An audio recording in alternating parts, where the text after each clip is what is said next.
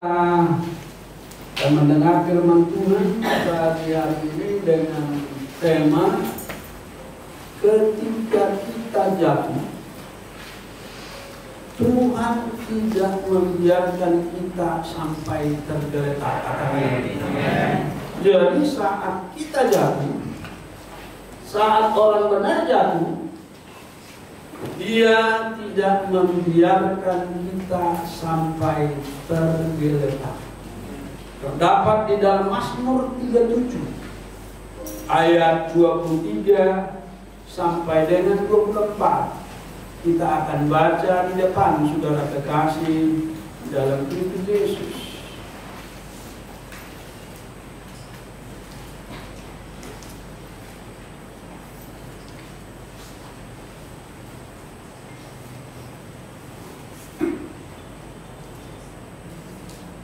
Coba 34 ke 24, salah 34 begitu ya. Nah, oke. Nah, 3, 24. Oke, kita baca sama-sama. 1, 2, 3. Tuhan menetapkan langkah-langkah orang yang hidupnya berkenan kepadanya. Apabila ia jatuh, tidak sampai tergeletak, sebab Tuhan menopang tangannya. Katakan amin. Tuhan menetapkan langkah-langkah anak-anak Tuhan yang berkenan kepadanya. Saat kita jatuh, firman Tuhan memberikan jaminan kita tidak sampai tergeletak, sebab tangan Tuhan menopang tangan kita. Bapak Ibu kekasih dalam Kristus Yesus, Daud sungguh luar biasa, hebat. Seorang raja, tapi seorang penyair juga, seorang pemazmur. Ia memiliki hikmat rohani dan ia menyaksikan, dia melihat betapa besarnya perbedaan antara orang benar dengan orang fasik. Jadi dia dapat melihat dengan kacamata rohaninya perbedaan antara anak Tuhan dengan orang dunia. Itu dia lihat di alam roh kekasih dalam Kristus Yesus. Memang orang benar itu belum sempurna. Memang kita belum sempurna. Anak-anak Tuhan itu selama dalam pengiringannya memang belum sempurna. Tetapi kita dibawa, diproses dalam perjalanan hidup ini sampai kepada kesempurnaan. Kita masih not perfect, tidak sempurna. Tetapi kita tidak perlu khawatir, saudara kekasih dalam Kristus. Tidak ada yang sempurna. Masih ada kekurangan kita. Baik hamba Tuhan masih punya kekurangan, tetapi saya mau katakan kita terus di bawah Tuhan diproses sampai kita satu saat sempurna. Nah, kita lihat Bapak Ibu, Daud melihat dengan kacamata rohani sehebat-hebatnya orang fasik itu akhirnya jatuh dan tergeletak selamanya. Sehebat-hebatnya orang fasik itu, akhirnya dia akan mengalami musibah, mengalami masalah. Hanya sebentar bisa kita lihat, dia sepertinya di atas angin, dia sepertinya hebat, tetapi kita tahu dia akan jatuh dan tergeletak selama-lamanya. Tetapi orang benar ketika ia jatuh, Tuhan katakan, Tuhan menopang tangannya. Tuhan memegang tangan kita. Dia mengangkat kita dari keterpurukan kita. Katakan amin. Jadi ada perbedaan antara orang benar dan orang tidak benar. Ya, kalau kita baca di dalam kitab Maleakhi, kita lihat saudara-saudara, Maleakhi pasal terakhir, ya.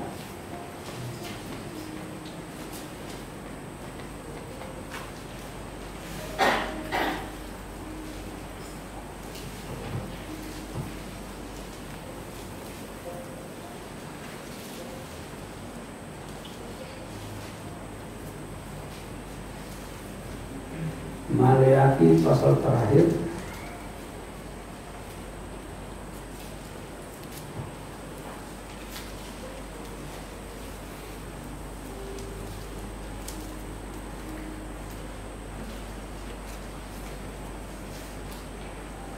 pasal 3 ayat 18.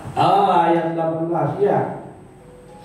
Maka kamu akan melihat kembali perbedaan antara orang benar dan orang fasik, antara orang yang beribadah kepada Allah dan orang yang tidak beribadah kepadanya. Kita akan melihat di hari-hari terakhir ini, ya,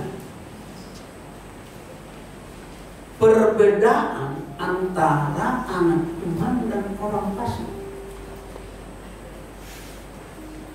Itu akan nyata kita lihat di hari-hari terakhir ini, Bapak Ibu kekasih dalam Kristus Yesus. Oleh sebab itu, mari kita tingkatkan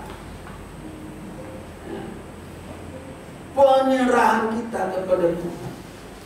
Tingkatkan ibadah kita kepada Tuhan, agar kita terus dibawa Tuhan kepada kesempurnaan itu. Tetapi orang benar ketika ia jatuh, Tuhan menopang tangannya. Wahai Bapak Ibu kekasih dalam Kristus Yesus, karena orang benar walaupun ia jatuh, ia tetap setia berada di jalan Tuhan. Katakan amin. Jadi kejatuhan, keterpurukan tidak membuat dia, saudara kekasih, jauh dari Tuhan. Karena memang dia anak pilihan, saudara kekasih dalam Tuhan. Jadi alasan pertama, karena orang benar walaupun dia jatuh, walaupun dia terpuruk, ia tetap setia beribadah di jalan Tuhan. Kedua, karena orang benar komitmen terhadap panggilannya. Namanya orang benar, dia pasti komitmen terhadap panggilannya. Dia menjalani panggilannya dengan sungguh-sungguh, Bapak Ibu kekasih dalam Kristus Yesus. Karena memang dia orang benar, bukan orang fasik. Karena orang benar di dalam penderitaan tidak membuat dia meninggalkan Tuhan. Terbukti sekarang kita melihat banyak penderitaan yang kita alami di COVID-19 ini, tapi kita tetap setia ini Tuhan. Katakan amin. Ya, penderitaan tidak membuat orang benar meninggalkan Tuhan, seperti Rasul Paulus katakan di dalam Roma pasal 8 ayat 35, ayat 38 sampai 39. Kita baca di depan saudara kekasih dalam Kristus Yesus. 1, 2, 3. Siapakah yang akan memisahkan kita dari kasih Kristus? Penindasan atau kesesakan atau penganiayaan atau kelaparan atau ketelanjangan atau bahaya atau pedang? Sebab aku yakin bahwa baik maut maupun hidup, baik malaikat-malaikat maupun pemerintah-pemerintah, baik yang ada sekarang maupun yang akan datang, atau kuasa-kuasa, baik yang di atas maupun yang di bawah, ataupun sesuatu makhluk lain, tidak akan dapat memisahkan kita dari kasih Allah. Katakan amin. Yang ada dalam Kristus Yesus Tuhan kita. Jadi tidak ada yang dapat memisahkan kita dari kasih Kristus. Penderitaan tidak. Penindasan tidak. Kesesakan juga tidak. Penganiayaan atau kelaparan, ya mungkin kita agak, ya sekarang ini banyak yang mengalami kekurangan, saudara-saudara. Apakah itu membuat kita, ya itu jauh daripada kasih Kristus? Semua itu Rasul Paulus katakan tidak akan membuat orang benar jauh dari kasih Kristus. Katakan amin. Sebab dikatakan tidak akan dapat memisahkan kita dari kasih Allah yang terakhir itu, yang ada dalam Kristus Yesus Tuhan kita. Bapak Ibu kekasih dalam Kristus Yesus, apapun persoalan kita, mari kita tetap tekun setia di dalam pengiringan kita. Hebat kan?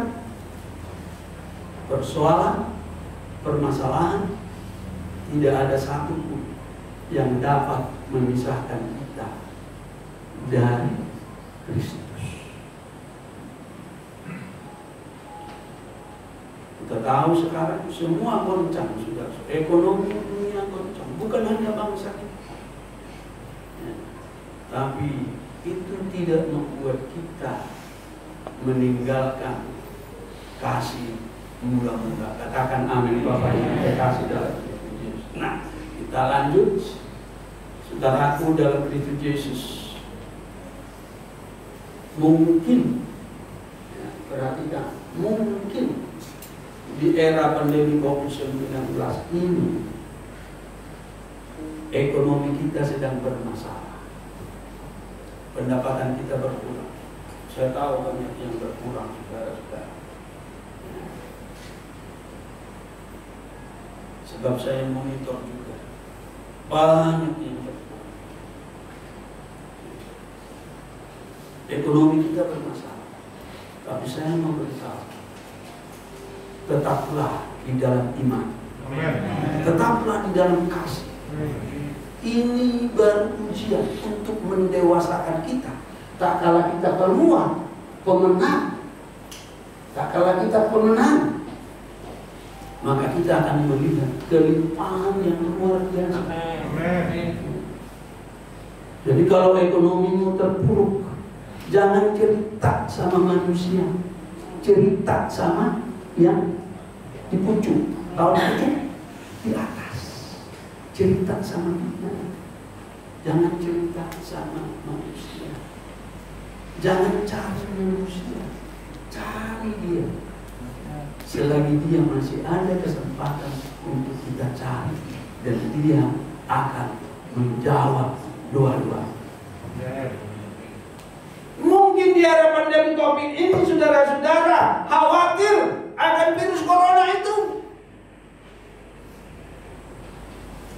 Saya mau katakan, tetap waspada, pakai masker, cuci tangan rajin, jaga jarak. Ya. Jangan merasa hebat. Nah ini penting. Jangan merasa hebat. Ya. Tetap protokol kesehatan kita pegang. Maka Tuhan pun akan melindungi kita. Ya. Sejak di COVID ini, saudara-saudara, cucian tambah setiap keluar. Langsung buka cuci. Maaf pergi lagi sore, buka cuci. Tapi saya mau beritahu kepada kita, jangan pernah takut, tetap beriman. Jangan terpengaruh dengan berita-berita yang melemahkan iman kita, mungkin melalui WA, melalui televisi, melalui media sosial. Bapak Ibu kekasih dalam Kristus. Mungkin sekarang pendidikanmu, kuliahmu terganggu karena tidak berjalan normal. Nathanael sudah mengeluh. Tambah lagi 1 semester untuk menyelesaikan kuliah S2-nya. Biaya lagi, saudara kekasih dalam Kristus Yesus. Tapi saya mau beritahu, tetap setia. Lambat ada maksud Tuhan. Katakan amin. Ini penting Bapak Ibu saudara kekasih dalam Kristus. Pendidikanmu, kuliahmu mungkin terganggu. Yang sangat kasihan adalah anak yang baru masuk TK, baru masuk kelas 1, baru masuk kelas 1 SMP, kelas 1 SMA, baru masuk semester 1. Tidak tahu kawan-kawannya siapa, tidak ketemu dosennya saudara-saudara. Ya. Bayangkan saudara-saudara TK pakai laptop sekolah. Ini kan bermasalah, saudara kekasih dalam Kristus. Tetapi semua ini membiasakan kita agar kita tetap berpegang kepada Tuhan. Katakan amin. Ya. Mungkin usahamu sedang menurun. Ya. Saya katakan di awal tadi, memang banyak yang menurun pendapatannya, saudara-saudara. Tetapi tak kalau usaha kita merosot, jangan cerita kepada manusia. Katakan amin. Ceritakan kepada Tuhan. Tetap tekun di dalam doa-doa kita, Bapak Ibu kekasih dalam Kristus Yesus. Jangan karena merosot terus kita mulai lupa akan ibadah kita, lupa jam-jam live streaming kita. Ya. Perhatikan Bapak Ibu, jangan sampai lupa. Saya golkirkan anakmu, jangan sampai lupa jam-jam ibadah. Walaupun ekonomimu merosot, tetap setia. Ya, tak kala engkau dengan firman Tuhan, engkau menyembah, air matamu tercurah. Tuhan sayang kepadamu dan kemudian Dia berkati engkau. Ya. Mungkin engkau sedang PHK. Ya, ya, ada yang PHK. Jangan kecewa, saudara-saudara. Yakin Tuhan buka jalan. Tak kala satu pintu ditutup, pintu yang lain dibuka oleh Tuhan. Sebab salib itu adalah pintu berganda. Ditutup satu, dibuka 2, dibuka 3, saudara kekasih dalam Kristus. Mungkin pelayananmu terhenti. Banyak pelayan-pelayan, saudara-saudara, mengeluh karena masih banyak gereja yang belum beribadah secara langsung seperti kita pagi hari ini. Introspeksi diri, dekat kepada Tuhan, maka Tuhan akan membuka pelayanan-pelayanan kita, mungkin lewat jalur-jalur medsos, saudara-saudara kekasih dalam Kristus, melalui media sosial. Pelayanan kita. Jangan pernah khawatir, saudara-saudara, karena gereja itu bukanlah fisik, tapi gereja itu adalah jiwa-jiwa yang diselamatkan, dipindahkan dari dalam gelap ke dalam terang Allah yang ajaib. Katakan amin. Mungkin income menurun, pendapatan kita berkurang. Padalah dengan apa yang ada padamu. Katakan amin. Tak kala pendapatan kita menurun, saudara-saudara, padalah dengan apa yang ada padamu. Manage semua itu, saudara-saudara. Di situasi pandemi COVID ini, kekuranganmu engkau manage sehingga berjalan dengan normal. Tak kala saatnya tiba, indah pada waktunya, engkau akan melihat betapa Allah yang kita layani itu adalah Allah yang setia, Allah yang berjanji memberkati kita. Jangan saudara mulai saudara-saudara income-nya menurun. Wah, mulai ngoceh sana, ngoceh sini. Itu tidak boleh saudara. Sampaikan kepada Tuhan. Di dalam doa-doa pribadimu, Bapak Ibu kekasih dalam Yesus. Percayalah, semua itu tidak membuat kita sampai tergeletak. Katakan haleluya. Masalah ekonomi yang sedang bermasalah, khawatir akan virus corona, pendidikan kuliah kita terganggu karena tidak berjalan normal, usaha kita menurun, PHK, dan juga pelayanan kita terhenti, income kita menurun. Percayalah, semua itu tidak akan membuat kita sampai jatuh tergeletak. Katakan haleluya. Percayalah, orang benar itu walaupun jatuh, ia pasti bangkit kembali. Kita bangkit berdiri, kita baca ayat kunci hari ini, saudara kekasih dan Kristus Yesus, di dalam Amsal 24 ayat 16. Ayat kunci kita baca bersama-sama. Setelah itu kita menyembah dalam roda kebenaran. 1, 2, 3. Sebab 7 kali orang benar jatuh, namun ia bangkit kembali. Tetapi orang fasik akan roboh dalam bencana. 7 kali jatuh artinya sempurna kejatuhan kita. Tapi Alkitab berkata, orang benar itu walaupun jatuh sampai 7 kali, dia akan bangkit dan akan berjaya. Katakan amin. Kita akan menyembah Tuhan. Saudara singkat kami. Terima kasih Tuhan, kami